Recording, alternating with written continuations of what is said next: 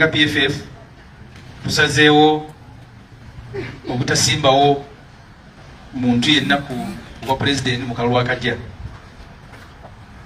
Besigye chairman wa president w'ekibiina president Lukwago Besigye yabagamba tagenda kudda mu kalulu konna ekitegeeza PFF yalina ofuna presidential candidate webe yagala omulala okujjako nga Besigye yali agenda kulya ebigambo bye adde so twakirabirawo nti PFF eyinza obutta fronting a presidential candidate kubanga bano ate Lukwago ne Ssemujju boyinza okulaba nti no ze faces ez'amaanyi ezandize oba Lukwago oba Ssemujju nazo zina politics wazo gwe zizannya mu Uganda okwesimba ku bwa president ovuganya Mwami Museveni ebitundu 9 ku 10 katugambe ebitundu 9 ku 10 obeera ovasinga state what ovasinga Mwami Museveni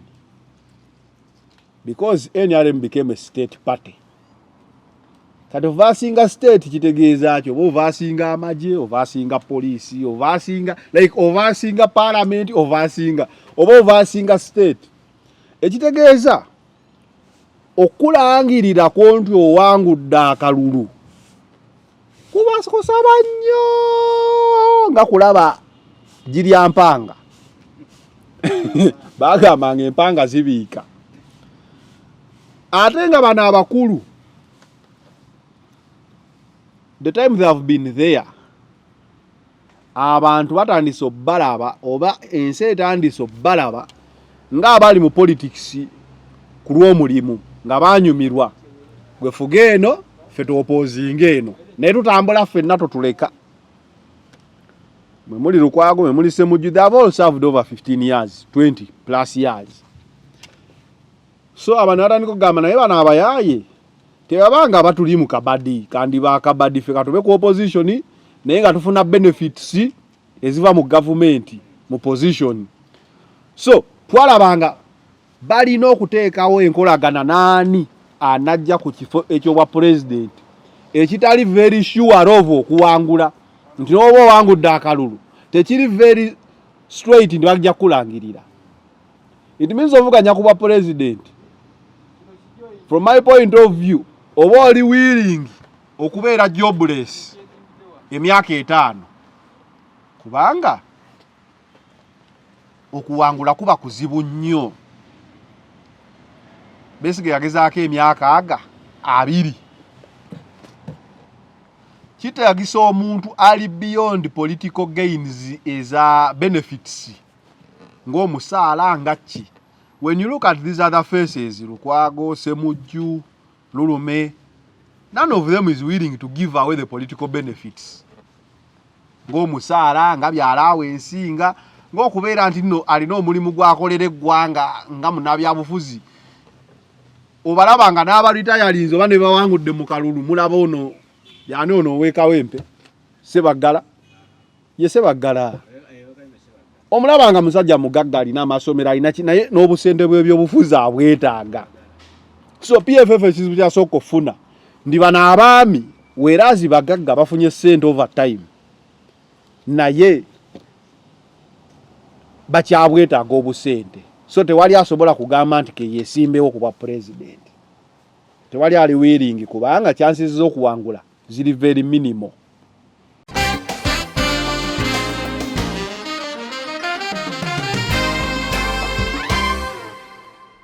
Eriyo n'abantu ku nsi kuno nga bw'obayitirizaako akajanja kukamala ne kakuddira. Akajanja kukamala ne kakuddira kati gwe bw'okwata vidiyo yange omutali linnyayo n'oyambala engato n'ekunyiga n'okunyiga naye bannange mumpe ku mirimu ndogera ku international temumpisaako ssente mmwe. Suna kyakayana you can't just rule it out. Naye ekyebuuzibwa maama aba yakirinamu kakwate ki nga ye yagana mutabani w'omukazi lwaki omusango guba gudde wa maama yeekaddiidde Just speaking out loud. Chechi bachiroza maama nga mwenna muli bakulu mwesanga Kampala. Poza abakazi bagamba okusanga Nyazaala nsanga amalaalo. Tunaawoza omusango guno. Olaba bayogera ekintu ekyo abakadde abedda. Nti okusanga Nyazaala nsanga amalaalo. Suna. Gubayogedde bintu byo. Ate we njugidde olugero olwo. Nyambe bya Suna sinza bijjawo. Naye ate n'oli ayina n'omudaali mu Bulago. Mwana wa Bikira Maria tayinza kuloga.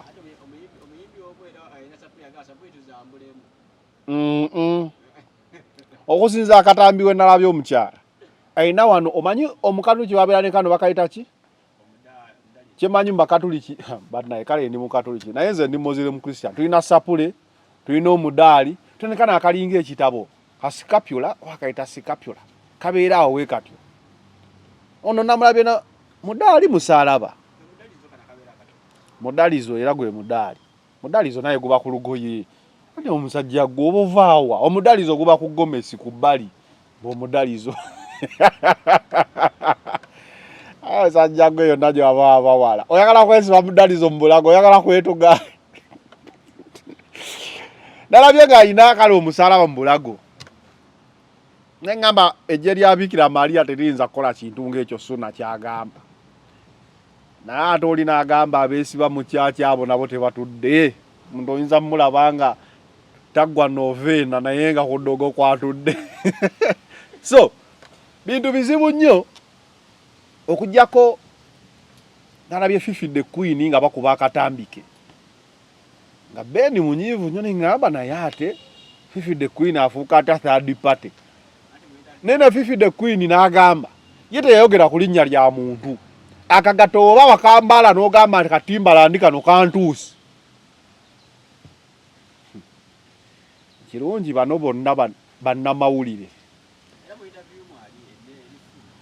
Mu interview mwali Fifi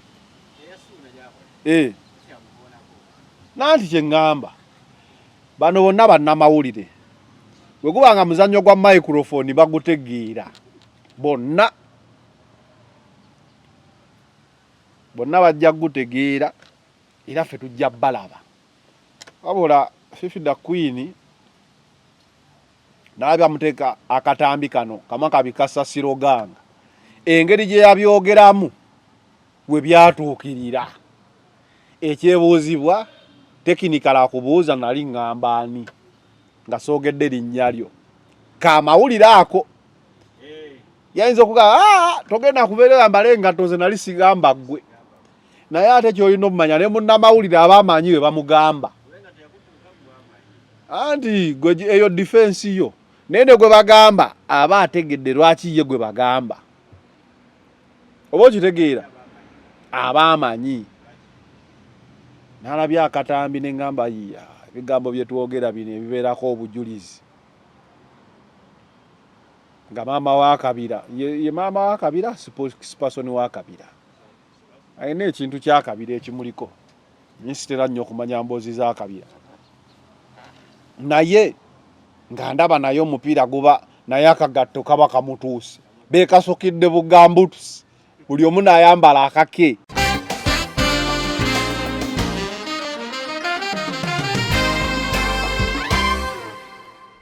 Oli lede okubeera emabega w'oyo gwe baba bagiwadde?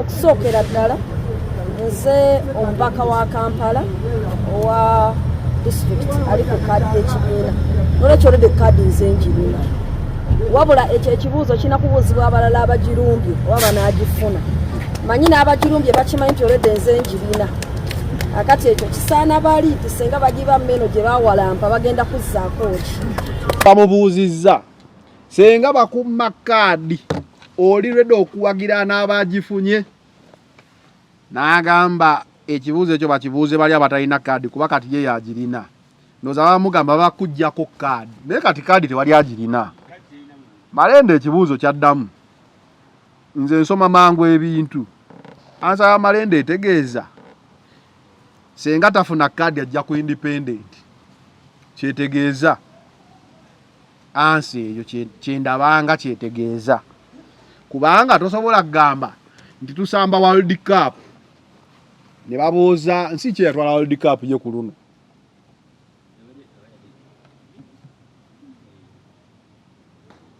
it was Argentina bade nakwewunya okubanga omanyi World Cup mbwaggwe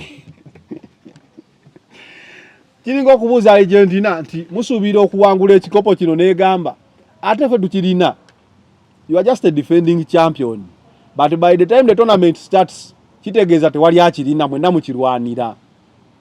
So Malende kadi si yagirina, kadi ye yabadde nayo naye kati kadi eri ku kitebe, ekitebe kye kigaba kadi. So waddamu bwati aba akulaga nti senga mbibwa kadi ajja kujja independent awo wagenda okuba okulya n'okukomba essowaani kuba independent. Muna Herbal Mouthwash wegendereza agabbe obutakuguza bicupuli by'eddagala erigenda okukulaza n'okugyamu amannyo ng'eddagala ettuufu okugajjanjaba eryakakasibwa National Drug Authority weeriri mu pharmacy ne drug shops baliyita Muna Herbal Mouthwash era n'ewaka lyetusenyesa. Muna أعوذ بالله من الشيطان الرجيم بسم الله الرحمن الرحيم السلام عليكم ورحمة الله تعالى وبركاته. Nze Haji Yasin Kiza omusomi w'eddua nkola ku misango bula ly'abaana gwa yalimu okuzaala abonaabona anoonyeza obufumbo n'obutambulamu emirundi gyonna akaabya obwavu atalina mulimu ebizibu eby'amaka eby'emmaali omukisa yagenda ebulaayo okukola toyina mirembe toyina mirimu nsangibwa lugalambu ku lw'ejjinja osobola okukuba ku nnamba ezo ali ewala osobola oyita ku WhatsApp ku namba zange ezo zolaba ku sikulini yo.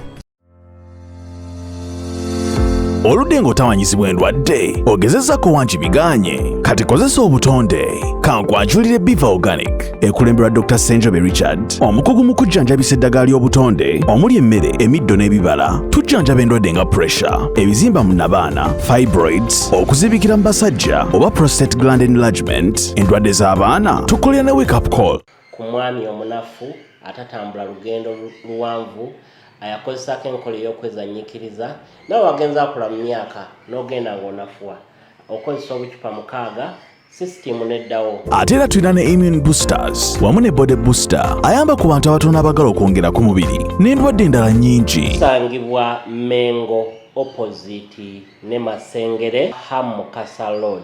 Awamu ne branches zaffe okwetoola eggwanga tukubire ku namba noti 752 6 noti 2 427 oba noti 773 454 5 noti 2. Biva Organic emmere eddagala. Focus 360 the final channel kwoli nga bulijjo tubeerawo kubanga tuba updates ez'enjawulo okusinziira ku biki ebitambula mu ggwanga Uganda n'emirirwano. Of course, wondaba obwomu mbankuwa from my point of view okusinzira bwendaba ebintu awe babitambudde ebandowooza yange gyoyinza nawe okusharingako nga oteeka mu comment section. Okay, nga bulijjo tubatuusibwako Nana Herbal Mouthwash. Nana nga bagamba tosuubula kapa mu kutiya ng'alina amannyo agakutawaanya mu ngeri nti ganyenyera gaguba obunavaamu omusaayi oba akaswa akabi mu kamwa. Nana Herbal Mouthwash gwe nkuzigirira mukozese Nana oyo yakomyewo ku katale bulungi nnyo. Nana gwoba okozesa katutambula na Nana ate Haji Yasin Kiza musomi wa ddua gwalina ebizibu ebyenjawulo naawe osobola omukubirako n'obeera nga osobola okubeera nga omanya ebisingawo sente zikuyitamu tolina mikisa kino kiki ebyeka ebyemirimu. Haji Yasin Kiza oyo mukwataganye ajja kuba asobola okuyamba mpola mpola wano na wali. From my point of view olunaku olwayo gye tulimu ebintu byatabuse ku mutala guno. Ebintu byatabuse ku mutala guno. Si ku mutala Uganda. Ku mutala internet. Kwe kwavudde obuzibu kuba bwavudde wano paka Canada. Ne budda ne wano. Nambayo ne Suna Bendi bezzeemu. Naye olutalo luno lunaggwa. Watu asooka ne tusuubira Suna Bendi walifuna ennyumba. n'olina afuna ettaka bijja kuba biwedde era Kamoga kye yali alwanirira we yawa nambwe ayo bamuwa poloti ebyaddala bagimuwagirina yaddala ya mawulire. Okay. Kuba ate bamala omuwa poloti ate tulaba Kamoga nga naye atwalibwa mu kooti ku by'ettaka ebyenjawulo. But property masters we batwe babeera tebagwa misango gya ttaka kuba tebalijja mu ggulu baalitonda dda kitegeeza bafuna ly'abantu babadde nalyo omayinza oba atunze nga takkiriza family ebikiwa ebityo. So tetuyinza mu blaminga kubeera nga property master ali mu kooti ku by'ettaka. But namba we yafuna poloti Suna Beni naye n'akwasibwa ekyapa ne tulowooza olutalo ono lukoze eki luwedde. Awo watandika okubaawo ko ku buzibu nga bagamba Suna azimbe muli ennyumba. Suna ave n'agamba ekyo tanakyogerako.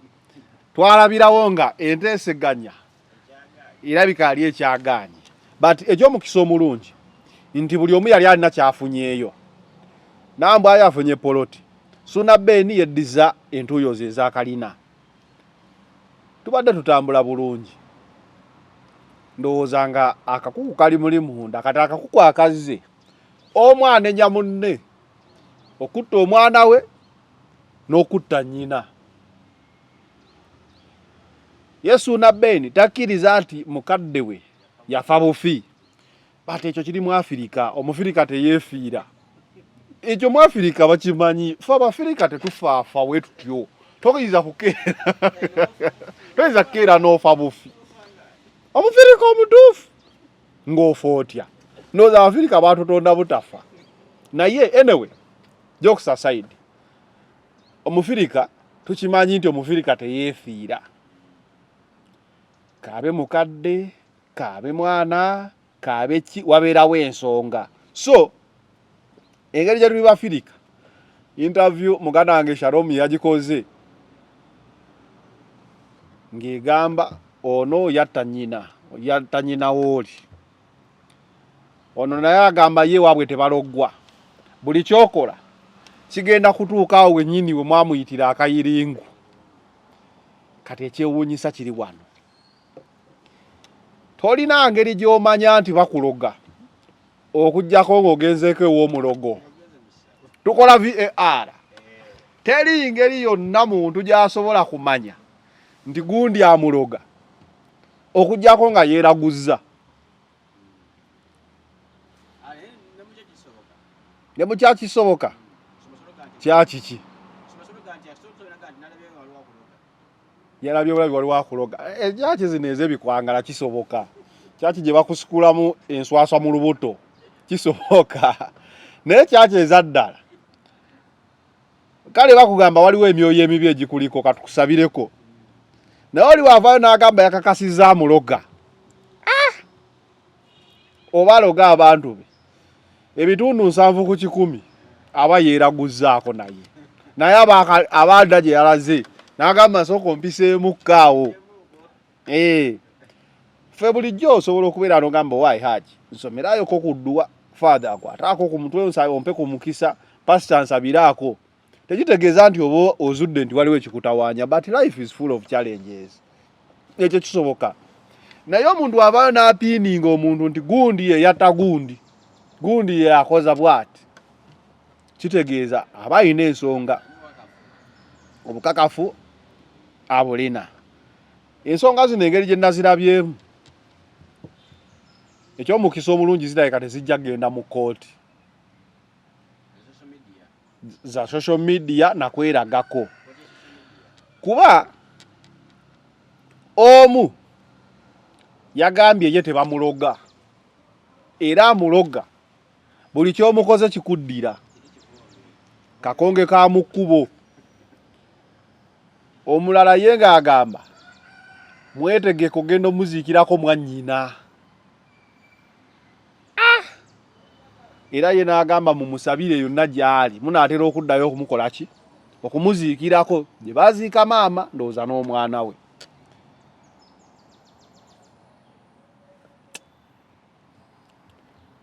Omanyi nina ekintu nze kyentambulirako omuntu oba ali omweyambuliddeko ne mweraba bute ng'abagenda balenda gamba ng'abagenda okuwuga tebawuga bute ne mweraba bute ng'abagenda okunaaba ne mwetuusaako emikolo omuntu oyo okyankalananga naye obuwanguzi buli mu kusirika regardless of ki obuwanguzi buli mu kusirika omuntu n'omusiriikirira oba tomwagala oba omwagala oba omwesonyiye okusirika kwe kuwangula mu mbeera eyo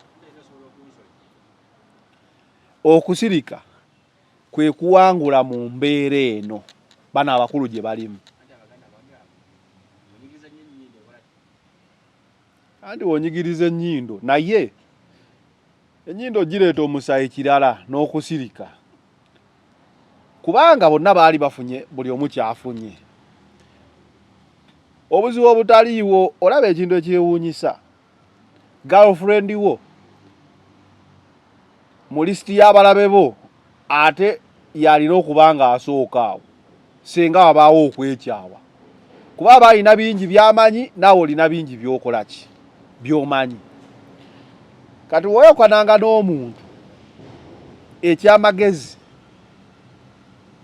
kyakusirika ojja genda ogambe nti omuntu mulogo biki yakuloga yakola bw'ate omuntu agamba ono yazuukukanga ekiro n'adduka ffe tetwaliyo oba kitegeera ate tujja lowooza kyayogera kituufu agenda agambe olina lwebakaawo n'oluma amannyo omusajja yaluma amannyo n'akola ati neyeegolola bwantogo okitegeera byonna ebisinga okubeera mu luyombo luno olw'abaagalana nga lubaddewo biba bya bulimba biba bya kwewayiriza ebitundu 7 ku 100 osanga omukazi alina abaana 6 naye olufuluma wabwe lwali tokamalaako biki n'abaana sibabona oba kitegeera teri yali agambye bannawe omusajja oyo kafulu bw'akuba endiba agikubira ddala kasaabanga baawukanya abatamalaako awo batamalaako n'ogamba kyogamba abaana bano 6 bonna obadde bafuna bufunyi oba obadde ogendako kwawe naye omukazi yeyasamya nti tekamalaako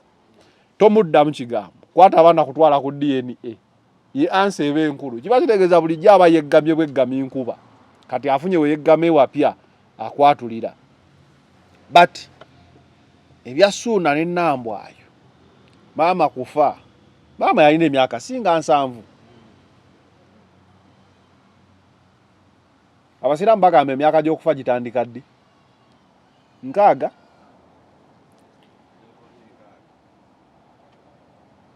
naate munaye ate abantu abatera okuba n'emyaka 7 okimanyi batuuka ne mu 9 katonda wakuwangaza paka mu 7 oyinza otuukeyo mu 8 mu 9 kuba oba obuuse stage ezizo zonna eziyinza okukema okufa ezisinga oba ozirwangudde oba siriimu myaka 7 oba tokyakuba mundu oyo oba omuwonye awo oba omaze nti kati oyo yekoze eki muwonye kiki abaana bo baba bakuze bakulabirira okweraliikirira enjala obanga wabakuza bulungi kuba kuvuddewo like stress esinga ku myaka 7 eba ekendedde katonda aba akubuleesinze so okuwangala kubaawo wadde atera okufa kusoboka kati simanyi ani ayinza oleeta obujulizi nti eddogo gundi lye lyasse gundi kyenyinza okugamba sisobola kuluulinga out bya ddogo ddala ebijja mu bintu by'okkaayanira ettaka ebintu ebisingamu eddogo mu nsi muno biri bibiri okkaayanira eby'obugagga ddala omuli ettaka n'emirimu emirimu gino egya lokkiraasi butale bikyakeedi egyo weegityo emirimu egya infomosekiti egyo gijjudde kye bayita eddogo awo ne muddamu ku bayimbi emirimu egyo weegityo waliwo emirimu egyo nga gya mikisakisa nti siggwa abaasinga okukola ekintu just abantu ne bakwagala ogenda olira ne baboola emirimu nga buli omu olumonsi alowooza gusobola ogukola naye nga ate waliwo afuna emirimu egyo gitera okubaamu eddogo lingi kuba kizibu okusanga omusawo nti dokita aloga akole ki kuba byakusoma n'obitegeera okitegeera naye ntunda mu katale nkola ku TV radio buli omu munaye alowooza asobola okwogera bino bye twogera nyera wabaawo wetutumu kuyimba abayimbi abasinga okuba ku top sibe basinga okuyimba abayimbi bakimanyi tugenda mu studio eyo abaana ababacking enyimba z'abayimbi basongolwaita nga bayimba nnyo era mu studio bawulira nga bakooloobya nnyo but for some reason omuyimbi avevenga obuvevenzi ajja n'afuuka sita kati ekyo tekireka bano bamanyi kuyimba bulungi akasajja katandika okujjirira katugambe bino ebyabadijje badijje bakuba ennyimba zezimu mu nsi yonna batu era waliwo azikuba nagamba gaaya akuba omuziki n'okwata playlist eyo n'ogiyekubira gwe kennyini nga teryakkiriza nti okuba oba okitegeera so emirimu egyo bwe gityo ebyokaayanira ettaka ebyo bibeera mu nnyo kolooti bintu by'obufumbo bino nabyo si byangu ddala nga oli ataddewo akando omanyi gye nvudde n'omwami ono bikinzimbye omwami wange bonye so suna kyakayana you can't just rule it out naye ekyebuuzibwa maama aba yakirinamu kakwate ki nga ye yagana mutabani wo omukazi lwaki omusango guba gudde wa maama yeekaddiidde just speaking out loud kye kiba kiroza maama nga mwenna muli bakulu mwesanga Kampala poza abakazi bagamba okusanga nyazaala nsanga amalaalo tunaawoza omusango guno olaba bayogera ekintu ekyo abakadde abedda nti okusanga nyazaala nsanga amalaalo suna gubayogedde bintu byo ate we njugidde olugero olwo ngambe bya suna sinza bijjawo naye ate n'oli alina n'omudaali mu bulago mwana wa Bikira Maria tayinza kuloga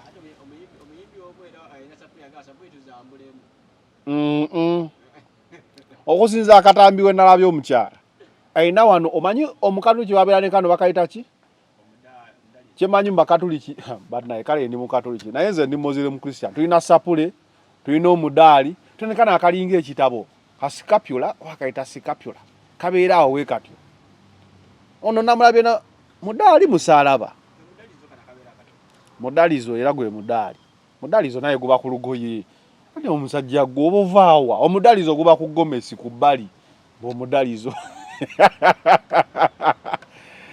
sajja gwe yonna gye baba bawala oyagala kwesiba mudalizo mu bulago oyagala kwetuga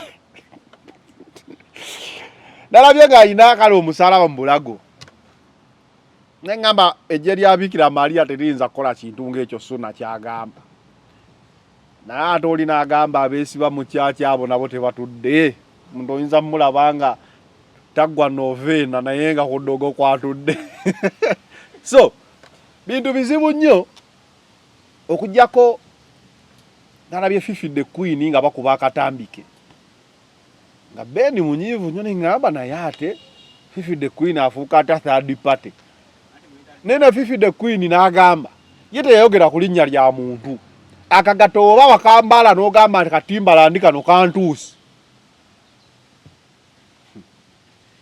kirungi bano bonna bannamawulire mu interview mwali Fifi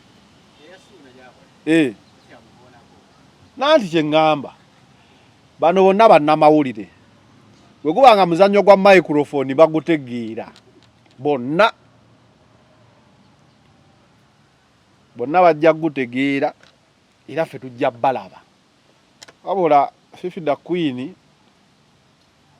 nalabya muteeka akatambi kano kamaka bikasa siroganga engeri gye yabyogeramu we byatuukirira ekyebuuzibwa tekinikala akubuuza nali ŋŋamba ani nga soogedde linnya lyo kamawulire ako yayinza okugamba togenda kubeera mbale engatto ze nali sigamba ggwe naye ate kyolina omumanya ne munnamawulire abaamanyi we bamugamba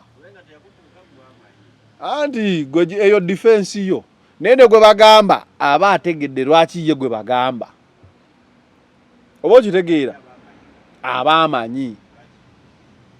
Nalabya akatambi ne ngamba yiya ebigambo bye tuogera bino ebibeerako obujulizi.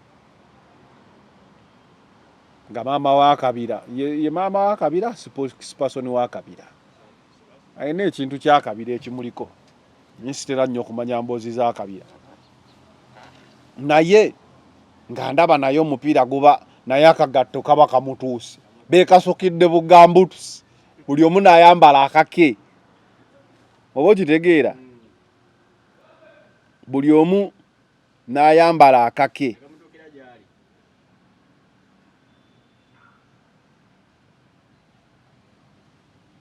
Buli omu akagatto kamutuuse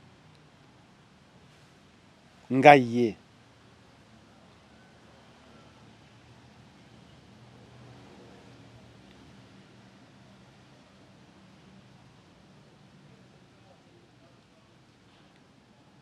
Katambi kano kaliwa bannaye. Akatambi kaliwa kekano. Sikuno. Nga bwe wayitirizaako akajanja kukamala ne kakuddira. Akajanja kukamala ne kakuddira. Kati gwe bw'okwata vidiyo yange omutali linnyayo n'oyambale nga toneekunyiga n'okunyiga. Naye bannange mumpe ku mirimu ndogera ku international temumpisaako ssente mmwe. Kati simanyi lwaki aba opposition tetwegattagatta ne bampa ssente ne nkwata mu jjajja musajja. Ojja musobola kuba teyalina kituuza.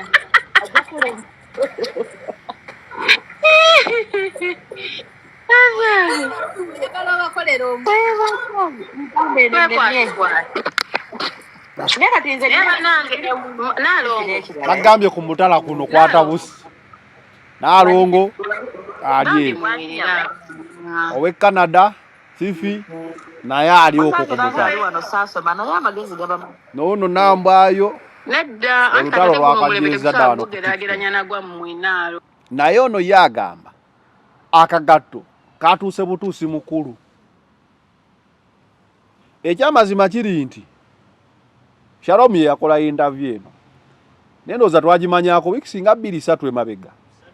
Nega Fernando gamba togeza noteekayo ebintu abyo ntambi twaka mujja mukomera ate naawoddeeyo nga tuti ebyekkomera nabadde ndi awo ng'ebintu bikoze eki bigguse ku mukutu kati tulinze tulabe katambi kalina ngambo wayi awo we tuli naye amagezi muguno omuzannyo omuwanguzi ajja kuba muzibu okujjako senga Suna Beni we yayogedde mbu bategeke ewaabwe mannyina agenda senga anaagenda nambwayo ayinza ye nambwayo nambwayo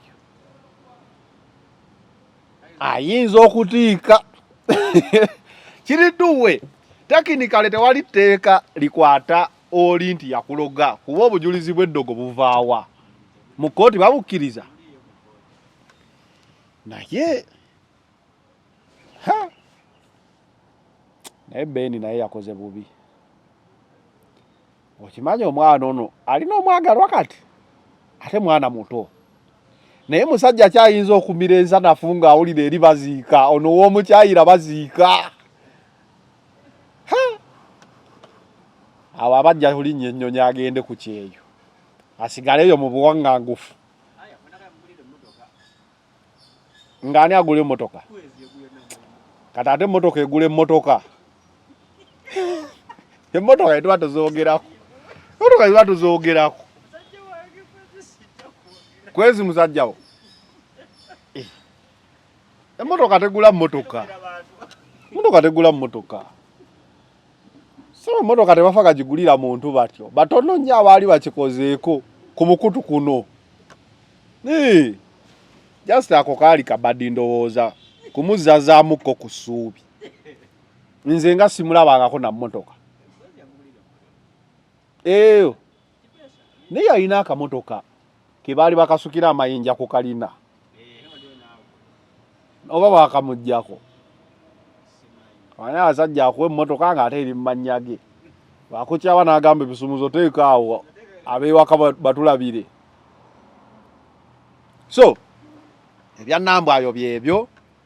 Nambwayo agamba siroganga, Suuna agamba waloga, omu Canada agamba akagato ayambadde kabendi sikako, tokeesiba nako akagato sikako ekabaka akutuuse oli waddembe okutambuliramu nefe tetukulogangako naye oli yamusuubiza nti linde edduwa z'ekiro abasiraamu be balogo ate edduwa z'ekiro musaba yaki ne mumana abakatuliki abalokole baba overnight akatuliki tutera kusaba kiro bibeera mu biseera bya Easter byokka tosobola kusanga mu katuliki kiro nga ataddeyo overnight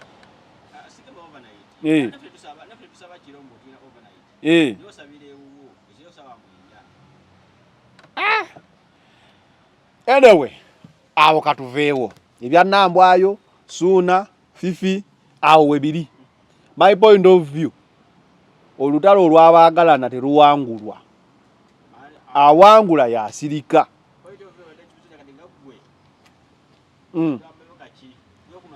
Nandi kyekyo kye nkugambye nti olutalo olw'abaagalana abantu baali beeyambuddeko ababiri ne beeraba buli omu n'alaba munne animal ku animal teruwangulwa, buli omu alina by'amanyi ku munne. Gwensaasiramu ye Fifi aluyingiramu nga third party kuba ate banaddingana tebajja kugamba naye bayinza okuddingana bano omuli okufa omwana ne maama tekisoboka. Naye ebintu bino animal zaawunga agamba ekisaaza omugaga kusesemantula nzo okuddawo nti tebalisoboka tebalikola ki ne baddawo mugendo babuuza ate kikyakoze tutya nti twali tuyomba mu buyombi mukuyomba buli omu alina oleete mundu esinga byali byamaka kyoba omuganda yabeera mwangu mubaagalana tokola ki tosaayo kikyo but awo we tuli. Anyway mwesirikirire musirike. I think just move on. Mwenna gwe wafuna ennyumba na biki no wafuna poloti obulamu mudda maaso move on. What are moving on nyangu. Once you move on from someone, deleting a number ya simu, woberera social media platforms emsharinga block omundu oyo mu obwongo bwo bubikire mbu yafa takukwatako tamulina kakwate ate balina omwana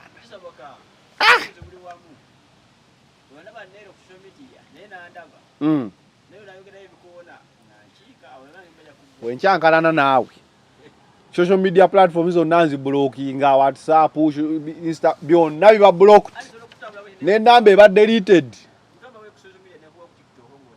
ng'ogamba astagfirullah ng'oyambusa omuntu mwawukaneko mube nga mwawukanye kiwedde talina kalungi kakwagaliza nawe tolina kwomwagaliza bagamba labalaba empalana eyo ekikadde eyo abantu abalinga Kenzo abasobola okwewahaaga batono mu nsi muno era kyobola bwe bakikola tuboogerako nti bakoze ekyafaayo.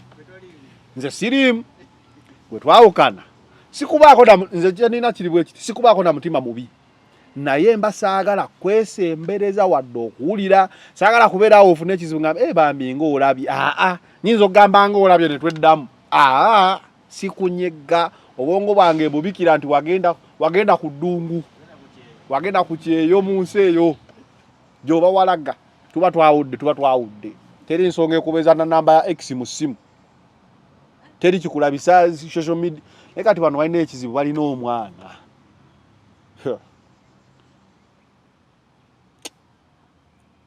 kibi nnyo naye Nambwayo nalabye nga ayagala omuvinga ono nakyalina obusungu. Tube Masaka kasita bonna be Masaka jamanyi naye bwogamba nti ogenda mu kwennyonnyolako nga n'abasabisa bakwata Bayibuli tukeera kumanya nti wagamba nze oyo musumba simukkirizaamu muyaaye kati gwani agenda okunnyonnyola onnyonnyola ki akola nsobi muganda wange tonnyonnyolanga just move straight. Waliwo enjogera egamba, for as long as your hands are clean, very soon the accuser is going to cry. The rest mutunuulire. Bagenda kukwoloma nawe bakyakaabya kajanja. Don't explain yourself. Naono nga mugumu nnyo. Don't. Mukambwe akuba Fifi da Queen n'avaayo n'ayogera ebigambo bino wammanga nga yeesimbye mu kamera.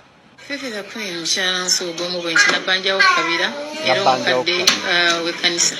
Ate bw'otenyweze ekkooti z'ekiro zigenda kukusaddaakako ne maama wo olaaza asaddaase mwana abadde tannatuuka ku dduniya.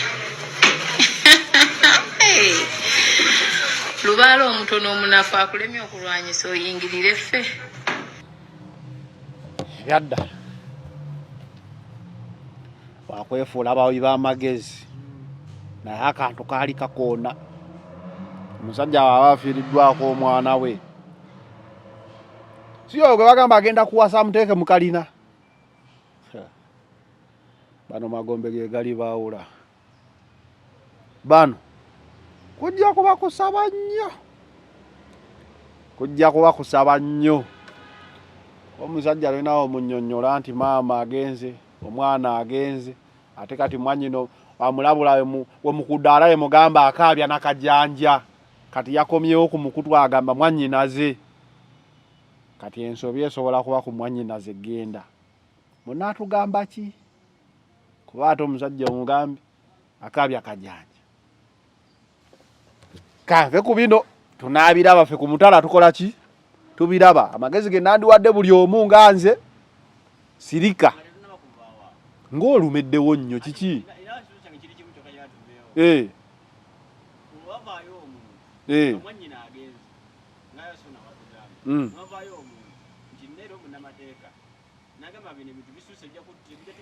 Eddogo teririna evidence mu mateeka.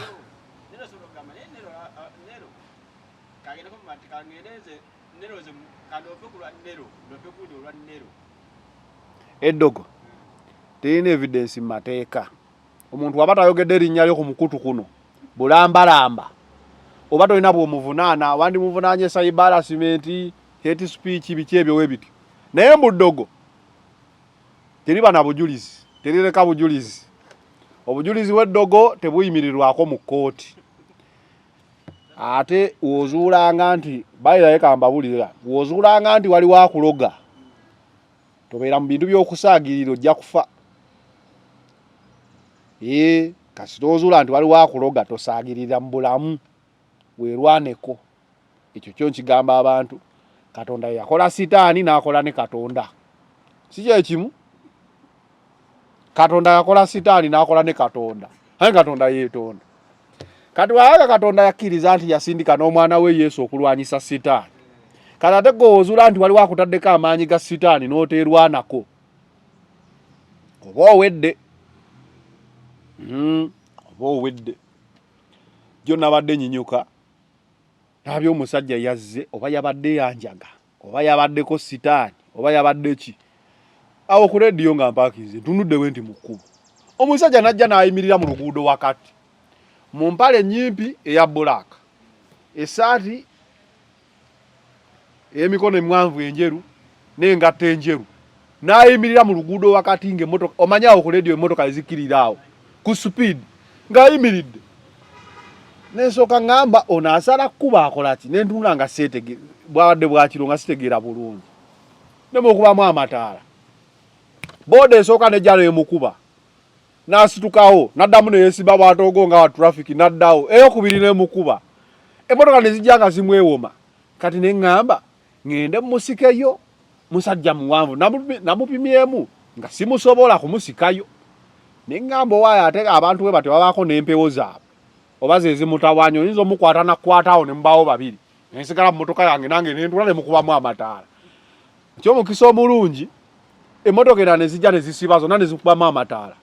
Ababooda ne bavaako ne bakwata ebimuli awo n'emiggo ne bamukuba n'adduka emisinde n'ava mu kkubo. Naye ekyokufa kirabika kyabadde kimukola ki? Kimuyise. Nasoose ne ŋŋamba kati omuntu nagenda kufa ddala nga mulabe emmotoka emukasuka mu bbanga. Naye nga we mutunamu bwe nti ku hayiti gy'aliko olaba ndi musajja munene nange. naye nga simusobola. Ng'aba kati nze ngenda omusikayo.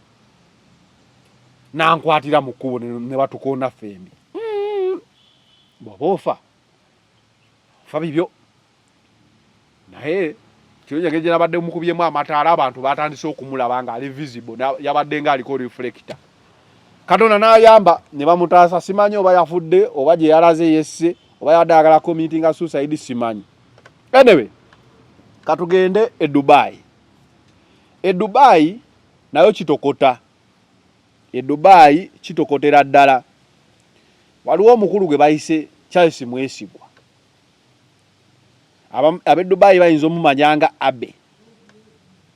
Omukulu oyo waliwo abaana abaavanga ku bizimbe basire Queen nga ebagwa ebenogola ebafa. BBC yakoze report investigation nga eraga omukulu ono abadde ku sex trafficking okukusa abantu oba abawala ng'obatwala mu bikolwa by'okwetunda. Ekituufu kiri nti e Dubai awo emirimu gyakeerewamukko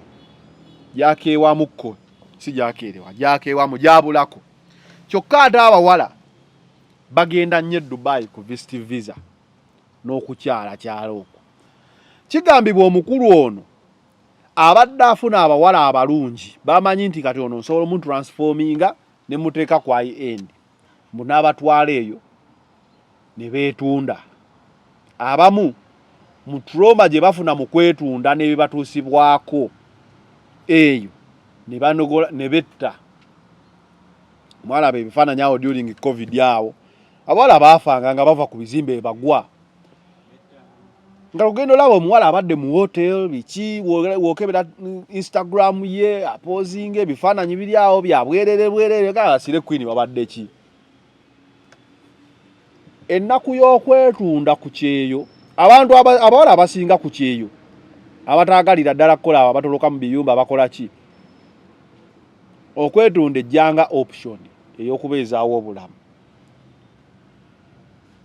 Omuntu ng'agenze kwetunda bibye nalabye abadde bakaayana nti ne wano beetunda era biki. Omuntu nga yeetunda bibye biba biralamu aba yayagadde era nga n'akasente yakafuna. Obuzibu obuli mu trafficking oba sex trafficking nti omuntu ono aba mukozi w'oli nti ono afunako obufunyika percentage. Nti lwaki omuwala senga ye agenda ewa gaayi n'amukozesa baba tebasasudde ye baba basasudde boss. Lwaki agenda n'amugamba ngenda kujja e Uganda nkuteeke mu visa passport nze nkulabirira wootuukira buli mwezi ngenda kuwa milioni 3 gwe musaala ng'akulimbye eno ndi n'oba ogenda kukola bwa kirino wabiki abamu babigendamu nga tebamanyi. Otuuka eyo bakuwambyeko passport ogamba milioni 3 mbadde sisifuna Uganda kale kangezeeko nzikole.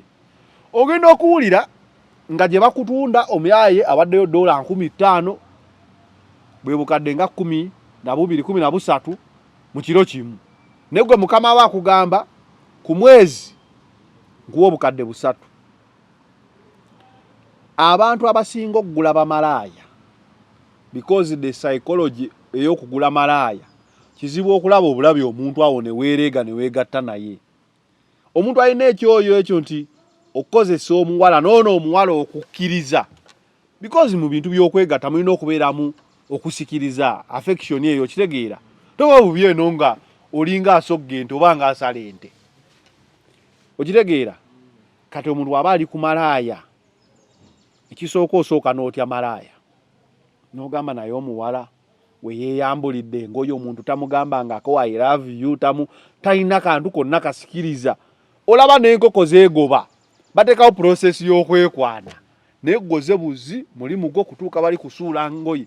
Obwagazi obujjawa tewaba bwagazi kyekisooka kuba n'omuntu azze tomumanyi toli assured nti agenda kubeerawo like tewaba bwagazi.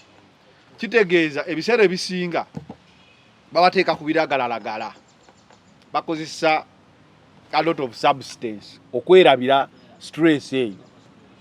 Then n'omuntu ono aguze enkwata gy'akwatamu omuwala ng'amanyi si mukazi we oba okitegeera amukola ebintu ebyesittaza byonna bye yalaba mu firimu zonna because tamulinako kakwate oba okitegeera ate naye aba naye ku biragalalagala kuba kizibu omuntu okujja eggula malaaya mbu n'afuna obwagazi n'amwegattako n'amugamba bayi malaaya yiyi laavu eba yavuddewa kitegeeza bantu babiri ababeera mu kikolwa nga naye bonna bali under the influence of something oba njaga kizibu okuba nga weetunda n'otanywa njaga oba substance teguba njaga yokka oluusi ebyokunywa oba walagi oba ebikuba byonna so ebiseera ebisinga omuntu abadde mu ekyo ng'alina mukama we gwakolera omutima gwe nagwo guyinza oba tegwagala nga ssente awulira mukama wange yafunye miliyoni 10 naye nze ku mwezi bampa 3 asooka n'asooka alowooza nti oba neetunde nze nzifune myezi 2 nziruke nzire Kampala n'akasente kange nga passport tolina oli musibe tokkirizibwa kufuluma bye bakuwambidde oba okitegeera like nga you have no help omuntu oyo ebiseera ebisinga agenda mu depression asobola okubeera nga aviirako okufuna suicidal thoughts okwejja mu bulamu bw'ensi eno so kyovulaba report eno ekunnyonnyola ate oluusi ono mukama we yakutwala bw'azuula nti otegedde enkola y'essente oyagala muddukako naye asobola okutta ng'akufeekingira suicide atya ayinza okuwa ebikuba nga bya overdose n'ovaako akutwala ku balukoni oba n'akukolera ebintu ebiyinza okusikiriza gwe okwetta oba naye kennyini n'akusindika busindisi n'ogwa nga talabise oli ku balukoni awo biki through the curtain n'akuteekako omukono woti n'ogwa so omukulu ono mwesigwa BBC yamukozeeko report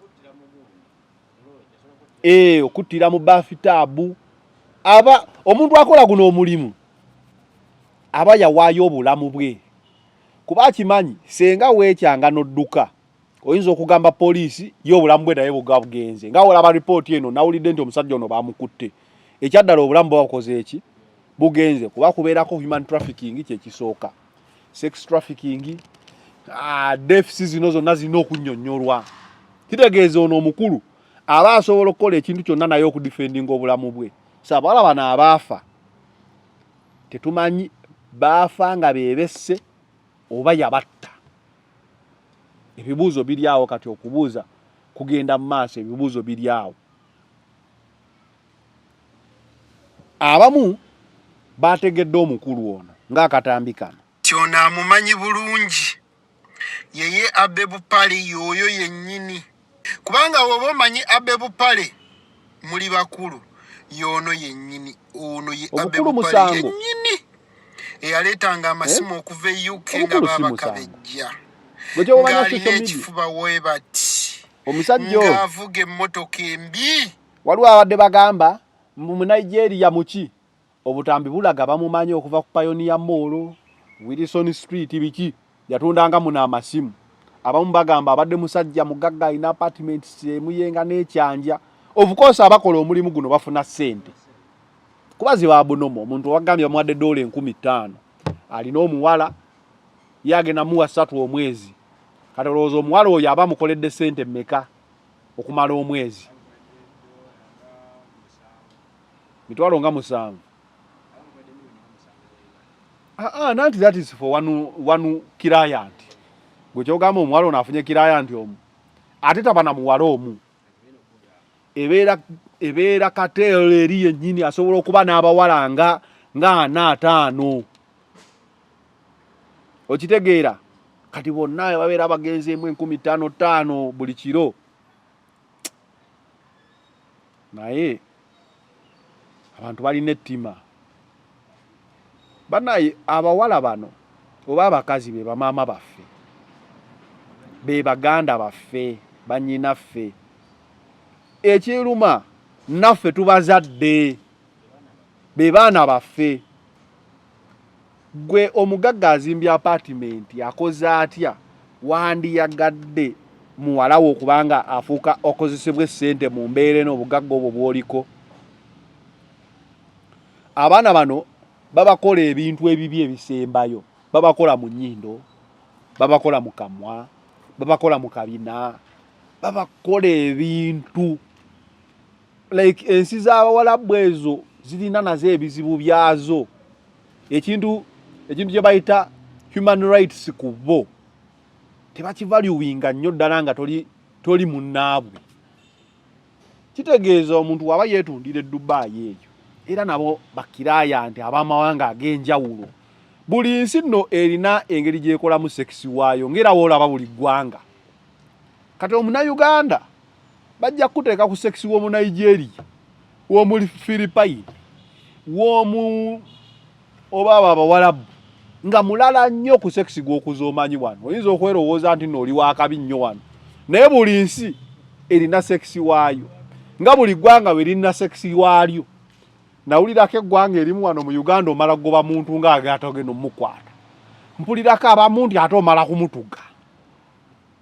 Like ebintu bya sekisi bino bivaalinga ku buli waliyo ebyo weebityo nga buli muntu, naye waliwo ne sekisi w'eggwanga ng'eggwanga kyovula bagamba wasi omuntu w'eggwanga lyo we mwetegeera oba okitegeera. So omukulu ono kankube ku buno obutambi bano b'e Dubai bakulagira ddala abe mabega wange accommodation ebizibu bya abe byanziza mu accommodation si balimba banziza mu accommodation batugoba ne tudda mu accommodation kati tusula mu accommodation naye era still ngawe bagamba nti ennaku z'omubbizi baana zokka naye baana mwe mugende mukola abaana ab'obuwala muleme okwagala ebintu eby'amangu, sente z'amangu byebyo ebiziviiramu. Gwojja wano ng'ova e Uganda bakugambye nti omusajja waba akupimpina apimpina mu bitundu bya kyama. Wapi? Mu kabina, mu nnyindo, mu kamwa, mu mumiro. Kati gwe jangu ng'okimanyi mu mumiro. Kati eyo yonna frustration. Jjukira omwana atuuka eyo, omusajja amaze bimukola byonna, atuuka amugamba nakusasudde dola $2,000 si bwe bukadde nga 7 nga asangayo nga 3 oba 4 nga bambi bamutuusaako ebyambyone nga mukazi watundooza ajja okubanja nga poteya bamugamba twakugamba omwezi okolera obukadde 3 ebyo byonna ebisigadde ate olina okukola lwaki mulowooza omuntu balina n'akakodyo k'okuvuga akajegere abavubuka ne beesonda ne bagenda mu ruumu ne bagamba genda ogule. Ogenda okutuuka envubuka nyazi kuliko obukosa abavubuka abeegase baba bakozesa ebiragalalagala kuba teri muvubuka ategeeraiza kwegatta na muntu nti tukuba akajegere biba biragalalagala. Kitegeeza oli ku bantu abatali nnomo okitegeera. So ono BBC yakoze investigative story nemukwata. Oyinza okugamba lwaki obyogerako eggwanga nga Uganda lifiirwa ndi kati okufuna visa ze Dubai ddala abawala n'abalenzi ojja kusanga nga mweno gundi mulimu n'abalenzi abeetunda naye ndowooza omulenzi ye aba anyumirwa. Isa nga kishuga mami kikukozesa nnyo nali ndabyeko omusajja agwa ne mubuuza owaayi kiki n'agamba nabadde nfudde ekikazi kyabadde kinzise natuuse n'okufuluma empewo. Twamaliriza omulenzi tumutaddeeko cupa y'amazzi ga gulukosi twamuteekako gulukosi adde engulu naye eso olina abantu sebo n'omusajja twamuteekako gulukosi naye ovaga ku mulugu bateekako ecupa ya gulukosi afuna amaanyi mbwe ekiro kyabadde kimuseemu omuntu. Anyway, ebizibu biri wano nti companies ezifunira abantu emirimu wano zigenda tandika okufuna challenges okufuna visa z'abaana abasabye okugenda okukola. Ekyo kiba kitu affectinga kuba kye kituufu waliyo bannyinaffe baganda bafa bali ku kyeyo nga bakola emirimu ejyaddala era nibakulaakulanya ewaka.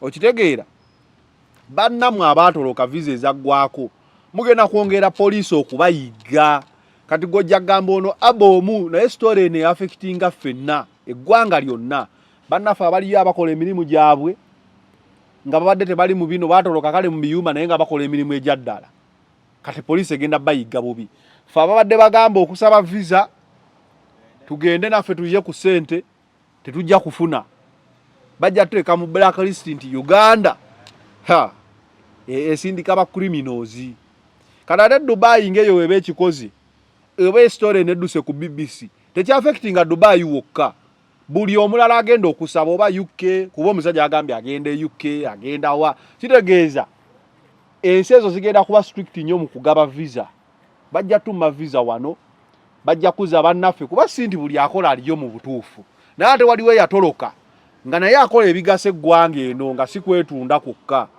oba okitegeera nga bakola emirimu emirala ng'oluusi batoloka mu biyumba lwa mbeera so twesabirenga eggwanga olaba kampani zifulumya abaana buli lunaku but the rate of unemployment e Kampala wano nene emirimu tegiriiwo kati ate banatuteeka mu blacklist nga tetukyafuluma twetunulira wetuti n'obutono fe abadde basigadde wali tugamba katukwatirire bujja tuuka nawe buggweyo twerye bweri nkuta okitegeera so ekintu kino kyabadde kibi nnyo kifaananyi kibi eri eggwanga but okubeera nga tufiirwa abaana wetuti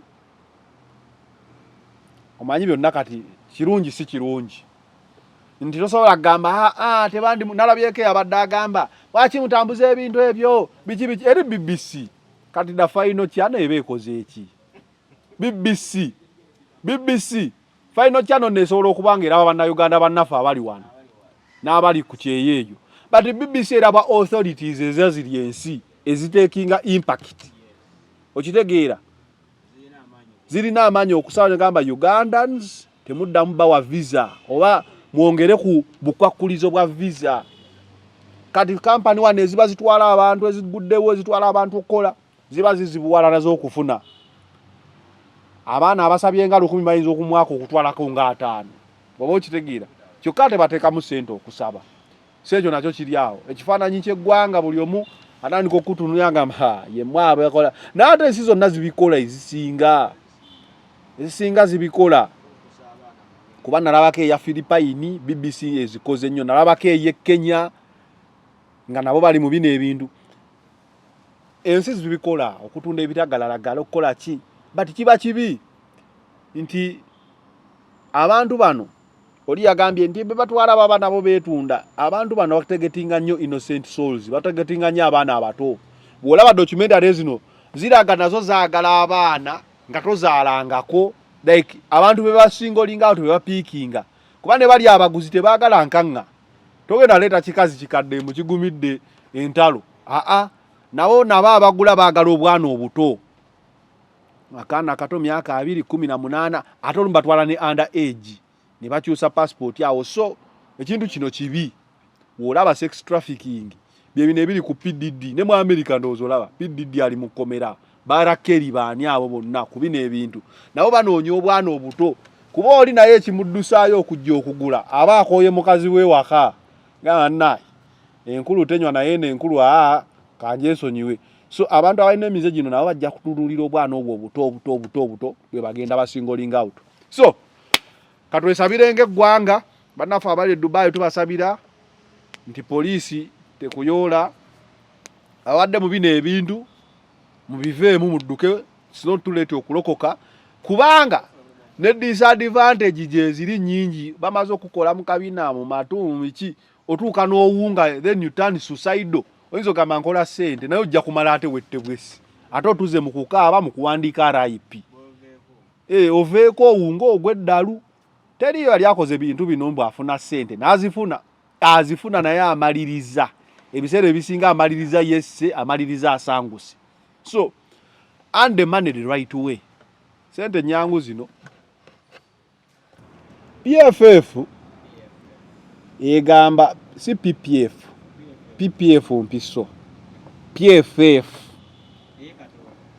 kibiina ky'abafuzi ekyakasimu kigamba kyo tekigenda kuteekawo presidential candidate wabula kigenda kubeera nga kikola enkolagana wakati wa ANT eyamugisha muntu ne NUP bali mu njogerezeganya eya Robert Kyagulanyi Ssentamu ndowooza n'ebirala bajja kuba babyogera nabyo.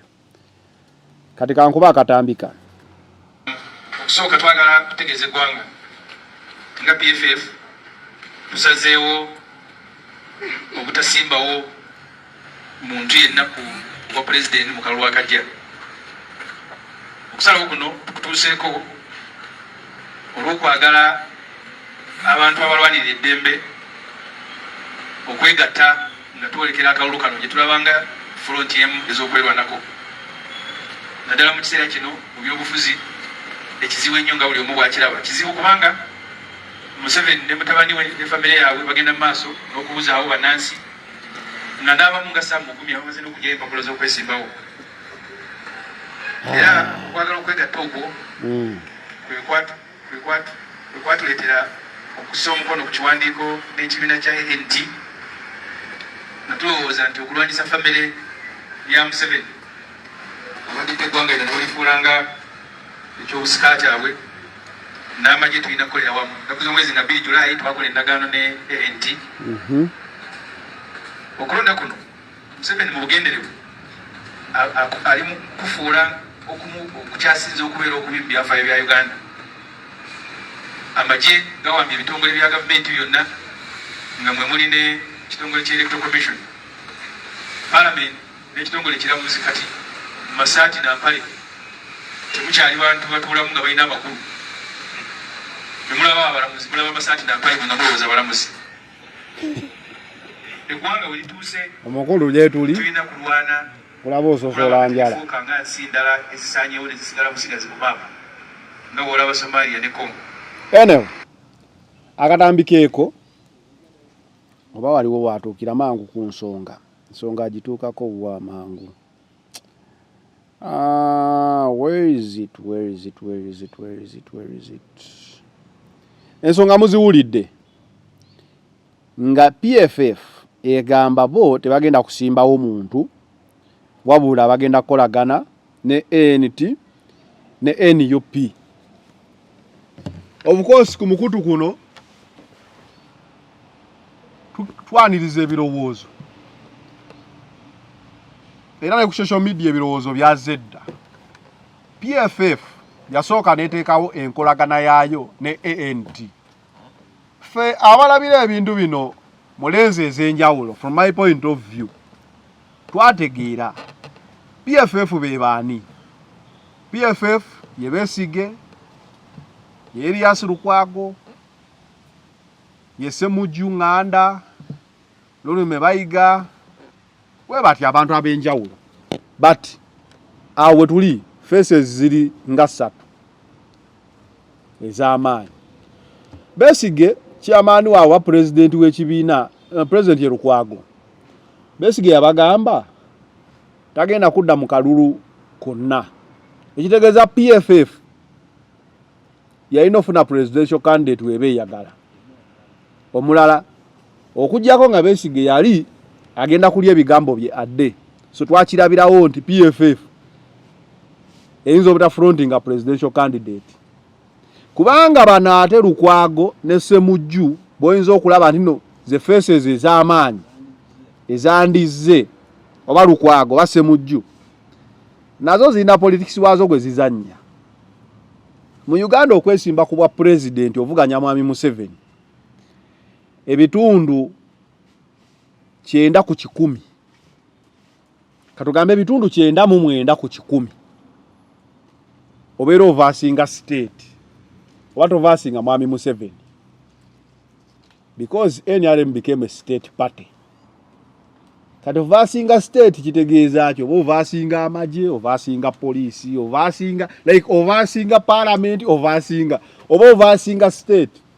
Ekitegeeza okulangirira konti owangudde akalulu kubasaba nnyo nga kulaba jirya mpanga.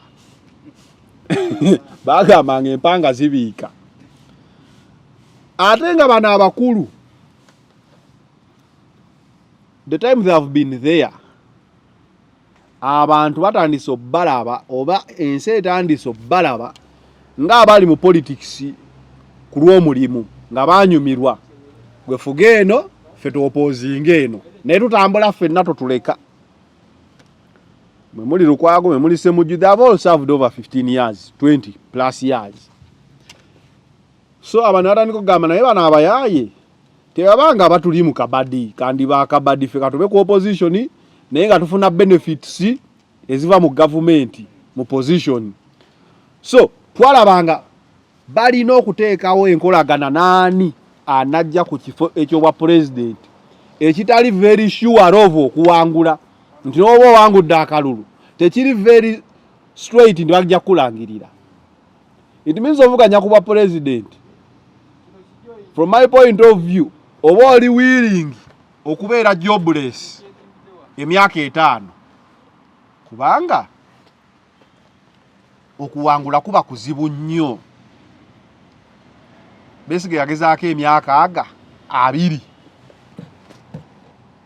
Kitagisa omuntu ali beyond political gains eza benefits ng'omusaala ngaki. When you look at these other faces, Lukwago, Ssemujju, Lulume, none of them is willing to give away the political benefits. Ng'omusaala nga byalawensi nga ng'okubeera nti nno alina omulimu gwakolera eggwanga nga munnabyabufuzi. Obalabanga n'abalitayalinzi oba ne bawangudde mu kalulu mulaba ono yani ono ow'ekawempe Ssebaggala ye Ssebaggala omulabanga musajja mugagga alina amasomero alina naye n'obusente bw'ebyobufuzi abwetaaga. So PFF ekizibu kyasooka okufuna ndi bano abaami whereas bagagga bafunye ssente over time naye bakyabwetaaga obusente. So tewali asobola kugamba nti ke yesimbewo kuba president. Tewali ali willing kubanga chances z'okuwangula ziri very minimal. So okugamba nti tugenda teekawo enkolagana wataddewo enkolagana ne ANT twalowooza nti Mugisha muntu bamutuukirira kuba yavaanayo mu FDC kuba ne ANT nga political party it might be there but it is more of a briefcase political party. Essaawa zino ebibiina biri mu kukola nominations ku bifo sirabayo wa ANT teri akimakadi ya ANT gye bali abakimye bameka walabyeko abatonotono. The number is not significant. Teyinza kubeerawo nti kansala Gondi agenda kununula eggwanga mu ANT. So sure deal ANT erina abakulembeze abalungi nga Mugisha muntu oba Alisa Araso baaniwe batyo bali awo babwinikiza oba tunuliranga bakulembeze balayika balungi naye nga ku ground vibe abantu baagaana okubalya nga bagamba tebatunda popular vote eno bayinza okuba nga tebakyagirina. So ANT era olaba ANT okuva weyegatta ne PFF eggulire lyali kwegatta. What happened next? Nothing. It died there. So lino eggulire lyaze nti twegatteko ne NUP nti bali bagamba we front 2 candidates oba we front 1. Ekirobo kiri nti kyesooka okusomamu ekisookera ddala bano abasajja baagala ebifo byabwe babaddeko. Ssemujju ayagala obw'MP, Lukwago akyagala obwa Lord Mayor. Omugamba nti jangu kuba president omulese obwa Lord Mayor obuwoma oba omukoze bubi ayinza n'okukaaba tali willing kubuwaayo obwo. Kati ogamba nti bakolagane ne NUP kijja kuba tricky. Lwaki? Omuwagizi wa NUP owaddala va mu bino beeriti bye batuula nti mwegatte owaddala ategeera Bobi Wine ategeera abeera mu kino abasajja abo baludde mu byobufuzi batufeera bufezi baagala bufo. Kati okwegatta kwa PFF ne NUP nalabedda mu comment section ng'abaana bagamba kale newe twegatta obwa MP kira bumuveeko n'obwa Lord Mayor. Okwegatta tekitegeeza balekera political positions. Kati ate nga bano woba osoma mu bbaluwa between the lines okwegatta kwabwe kugamba mututaddeko akaliro mutute mubbi kusuula ku bye n'asuuzaako. Kale katubalekera obwa president bannaye naye obwa Lord Mayor mutusonyiwe bali mwezaze nnyo musisaze nnyo abe NUP bo balabika bagamba oba tuzze nnyo oba twegasse oba tetwegasse ebifo bino tubyagala kuba essaawa eno ogamba nti tutaddewo enkolagana tuleete candidate omu kati ate ku bifo ebirala how are you going to negotiate mugenda gamba Lukwago mulekero wa Lord Mayor bali mwezo zennyo oba George Musisi naawo zennyo no mulekero obwemupi PFF yagalo tugamba yo ez'okwegatta nga terina demands zizaayo of course erina twalaba DP Buloko yajja mu NUP yajja ne demands almost buli yajja mu DP Buloko yafuna kadi NUP. In politics you give and take, you don't just give. Ekyewuunyisa, does PFF have what to give NUP? Ogisala endingire bifo wegamba nti nno kuba president ulete muntu omu ate mwandiresaani oyo Bobi Wine gwe yandinulidde n'agamba nti omusajja oyo ayinza okundi akalulu Mugisha muntu olaba ndino PFF yasoka ne yekube yasoka nefunayo defender ndi kati tulina Mugisha muntu agenda kwesimbawo senga temukolagana naffe Mugisha muntu musajja toyiza munyoma mu byabufuzi munamaje mutendeke musajja mulungi but ku ground taliyo. So PFF weba yasoka kukwata Mugisha muntu ne muteeka mu nsonda nga gwerese ku bargaining table ne NUP osoka ne webuuza would NUP want to bargain with Mugisha muntu in the first place? Baby nebili Ukraine ne Russia. We need a ceasefire, we need to negotiate. Can you negotiate with Russia when he's taking almost half your country? You just have to surrender and say munai. Because omusajja amugamba jangu tutese omusajja mutese mu muweeki. Ye situation genda bamu kino ekintu. Simanyi sogerera NUP but njogera from my point of view. Nenda bamu nengamba bano lwaki bafuna Mugisha muntu.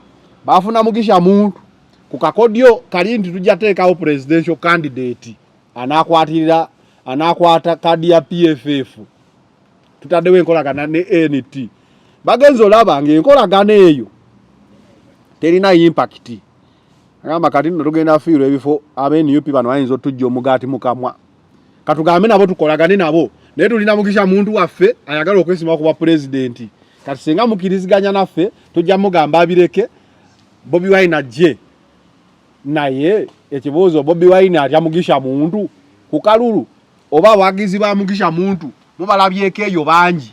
What do you bring on the table? Be bantu kye babuuza oba ne NUP ebibuuzo by'ejjo buuza ndiwe mugamba nti PFF twegase ne NUP kike muleese PFF n'obuwagizi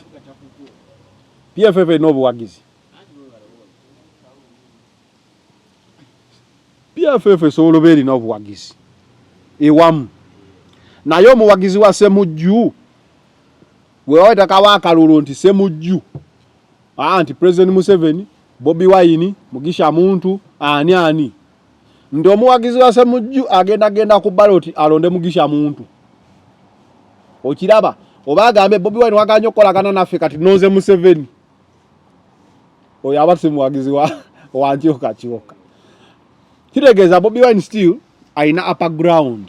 NUP let me say NUP ogiraba ng'esobola okuteeseganya ne PFF ndio bwa Lord Mayor katubujje ku bali mwezo oluzinge bali mwezo kubogeze mu nkolagana ne Lukwago ndabanga ekizibu kuba ground eraga nti ate bali mwezo na yagikutte bulijjo Lukwago afuna baavuganyanga siba amanyi kimala kumwenkana nayo namuyimiriddemu engato bajjaze kuba besobola minzani teyewunzise nga luli Lukwago ebisanje ebiwadde byonna minzani ebadde yewunsize uwenga muzito nnyo naye ku mulundi guno minzani eringe mutwalaganya omusajja amuyimiriddemu mugumu ate abadde ne experience on two grounds abadde ne experience mu KCCA yaliyo nga kansala abadde ne experience mu parliament okitegeera ate abadde tested nti buli we yeesimbye abaddewo ekisanja kimu saasobola okukibeesingako n'agamba Nakampala nze njagala myaka 5 nteereze ekibuga ngende ku kirala ngende oba kuba president oba ngende ku kifo ekirala. Then Lukwago ye agenda kuleeta ki bannaye nze mbaddewo nga nkaayana walaba Saga gye yayingiriramu akalulu kano nga tetunnamanya agenda kwesima kuba Lord Mayor kuba president yagiyingira mu Saga yakugamba bakansala be NUP bagabye omwala kitegeeza yatandikira ku wrong foot kwa choosing NUP kugaba mwala we kyatuuka mu kugaba omwala public ekitwala etya public egamba omwala gutwalibwe kubanga teri kibuga kikulaakulanye kirina mwala guli open omwala oguli mu Kasasiro omwala oguzibikidde ono waba azimba omwala oguli modern tugende n'oyo so public yagana okulya egule ekirowoozo kya Lukwago nti babba omwala gwaffe kubanga n'abantu bagamba omwala mugamba gwaffe abatembeeyi abawagira Lukwago kesisi eweebe eyita weeti ku mwala ebakwata abatundira ku mwala si bwe kiri ababbi fe abatalondera mu Kampala abajjamu okukola ababbi otambula oyita ku mwala ng'olaba ababbi bali eri mu mazzi beesunga bakubbe era oli waakubba n'agwa mu mwala so omwala tewali nsonga yonna nnungi eyali egusigazaawo nti abagagga b'omu kibuga abaagala bagamba amataba tugenda tuukawo ku mataba gazze naye era omwala gubadde tegunnatwalibwa ng'era amataba gabaawo kubanga abantu babadde bakwata omwala ne bagufuula dumping ground basulayo ensawo z'ebikuta ebicupa ettaka like omwala era guzibikira wadde muzimbeko wadde si muzimbeko kitegeeza ekyomataba kyamataba amazzi gasaze mu kibuga tekigenda kujja nti Nohamu yazimbye omwala olwedde gubadde guli weegutyo ngera amataba gakola ki nga mwegali so abantu babuuza Lukwago kiki olwanyisa ekibuga kikunyumira gwe wali olabyeko Lord Mayor ng'agula obiti ku mwala oba chipusi ku mwala endwadde ezivaawo like everything about mwala point eyaleeta Lukwago mu bwa Mayor this time round everything about it was wrong ku mwala okitegeera so ground nebeera nga teyalya bulungi kirowoozo kya Lukwago bagamba naye walwanyisa ekisaawe ekyenakivuba ekyaliwo kati gwe yisola kati wala ku nakivuba yaliwo enkadde fe twagirabako twasambirangawo omupiira awo na kupaka yadi nga tugulawo bootu z'omupiira ng'enkuba olutonnya ogamba sigenda nakivubo naye kati ne weetonya ogenda wahamu n'ogulawo ekintu abantu abaali bakolera ku paka yadi bateekangawo emmeeza zino wezi ne bateekako bobiti kati abantu abakolerawo kati bedtime nga by 3 or 4 kuba kati bazimbako emyaliriro okozesa ground floor kalina esooka ey'okubiri ey'okusatu kitegeeza mu space y'omuntu omu eyakolerangawo n'ekimeeza kye kati wakolerawo abantu 6 so it improved employment opportunity ku bantu awo so tosagamba twakoleranga wano atutunda ebugatto wansi ku ttaka ne wabeerangawo omu kati mukolerawo abantu 12 mu kifo ekyo ekimu ekyomu ebisooto tewali ekisaawe weekiri ekisaawe tekisambibwa mipiira gya ggwanga ate tulina Namboole waki mwagala mugitwale mu kisaawe ekitono kyogamba Uganda Crane oyagala esambire nakivube watono obe n'abawagizi 1,500 nga tolina ekisaawe eky'emitwalo 3 n'ekitundu so logic eraga nti Lukwago okujjako kubanga alwana bulwanya ate n'okulwana kwe era tekulina success kubeera ne walwana bamusinga so Bannakampala this time round bagaleeta enkulaakulana waakiri okitegeera so bali mwezi asikowalingira waggulu bw'okola polls ku Lukwago ne bali mwezi akyaziriko waggulu tunaalaba campaign we zinaatambula so PFF semujjuukira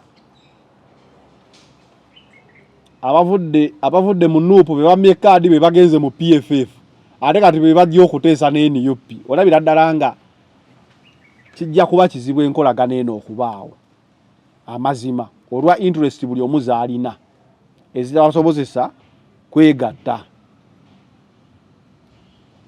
si bwe kiri katudde ku mwala omwala jjo enkuba yatonnye amataba ne gatabuka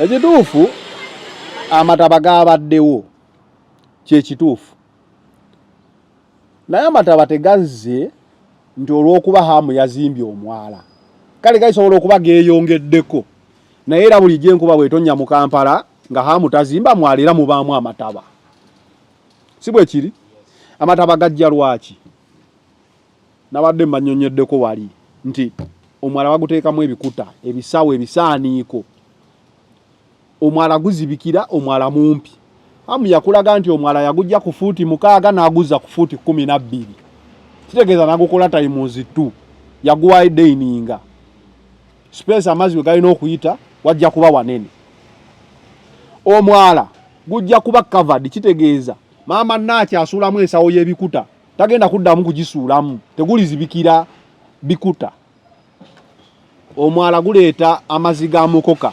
silt ettaka eryo erijjukira amazzi lijja ne ligenda wansi mu mwala ye point gye bagamba gugenda zibikira ekituufu kiri nti omwala baguzimbye ng'omuntu asobola oyimirirayo n'agukiriininga so it will be upon KCCA okuteekawo amateeka agagamba buli luvannyuma lwa mwezi omwala guyonjebwe baguggyemu silt kuba kati laba omwala gwawali ewammwe ebwayise ati kuyisaawo ebwayise ani yazimba omwala ogwo okuzibikira waliwo yazimbawo naye gwazibikira guti tewali wadde ne kakiyosiki tekaliiwo naye KCCA terina busobozi buyoola ttaka lya mukoka na biveera byekuŋŋaanyizaawo leero bayoola omanyi lwaki bayodde gye amataba gaabaddewo naye balina kuyoola ng'amataba gamaze kubaawo badde mmanyi balina kuyoola mu dry season nga enkuba emaze okugenda ng'ettaka kati lirabika kati bayoola mu mazzi mwennyini bayoola mazzi bayoola ki ettaka eryo KCCA esobola okuliyoola n'eriguza n'abantu oba n'eriwa n'abantu kuba oliwo abantu abamu abeetaaga ettaka eryo ekizibu lirimu ebiveera lirimu ebikyafu bingi anti KCCA yawe nawe weewuunyisa eyoola ettaka n'erijja mwala n'eriteeka ku bbali ly'ekkubo ng'era weekola kasasiro kati enkuba bw'etonnya ng'erizaamu ng'era dda liyoola liteekaawo gavumenti erinayo bibira gye basobola yiwa ttaka lye bajjaawo ebibira gyebiri nammambe waliyo ebibira bagende ng'ettaka baliyiwa mu bibira bayinza okugamba tebalina wakuyiwa ttaka bagende baliyiwe mu bibira eyo ate munaye ojja oliyoola KCCA neekusanga ekukwata lwaki ogogola omwala tolina lukusa lukola luguudo ffe tulina okuligogola bannaye n'omuntu eyandiyagadde ettaka olitwala ku poloti ye oba eri mu kikko agiyimuse era ne bamukkiriza biyoola olina osaba ebbaluwa ani akukkiriza okuyoola ettaka lyo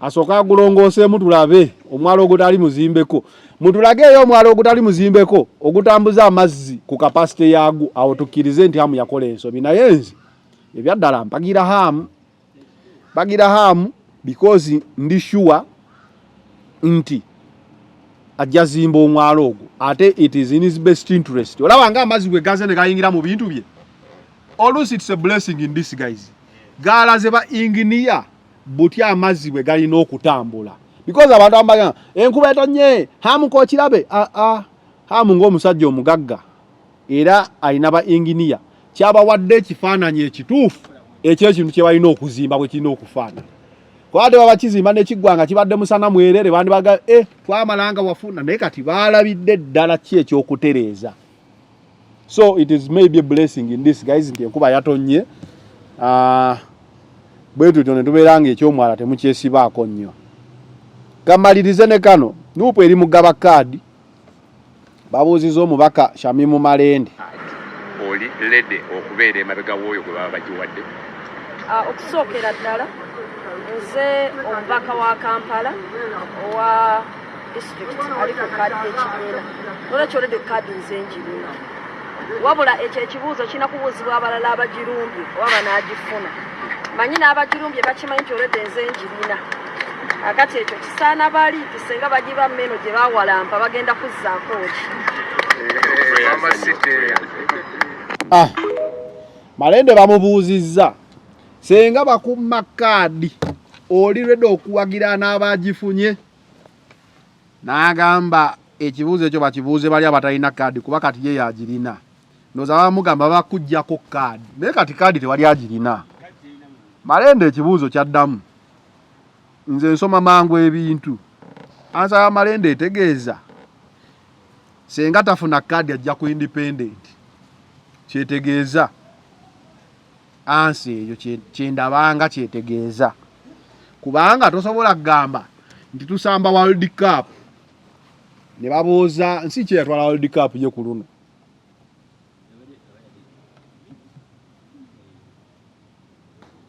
it was Argentina bade nakwewunya okubanga omanyi World Cup mbwaggwe kiringa okubuuza Argentina nti musuubira okuwangula ekikopo kino negamba ate ffe tukirina. You are just a defending champion but by the time the tournament starts kitegeeza tewali akirina mwenna mukirwanira. So Malende kaadi si yagirina, kaadi ye yabadde nayo naye kati kaadi eri ku kitebe ekitebe kyekigaba kaadi. So waddamu bwati aba akulaga nti senga mmibwa kaadi ajja kujja independent awo wagenda okuba okulya n'okukomba essowaani kuba independent. Naye katusabe jo nalabye ne Segona nga bamubuuza kaadi naye nga agamba kaadi naye katusabe tulabe kaadi ani agitwala era yenna gwe banaagiwa tujja mbatuma mbagamba okumugoberera wa we bakuwa kaadi then olina okwogera ensonga ezikufunyisa akalulu. Kaadi si ke kalulu yeyo ensobi abantu gye bakola. Bw'ofuna kaadi tekitegeeza nti ofunye akalulu wabula oba ofunye kyogenda okugamba abantu nti nze munonde ku nsonga za kino ekibiina ngenda kukola bwenti ne bwenti kuba si buli gwa kaadi nti awangula.